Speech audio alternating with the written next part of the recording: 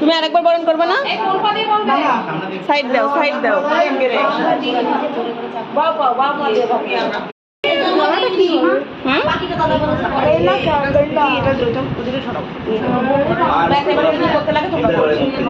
আমি বলেছিলাম যে গেটে একদম নিয়ে হইতে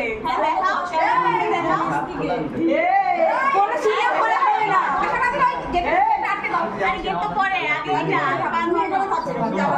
ওই আশীর্বাদে যা পেয়েছো সব দিয়ে দাও।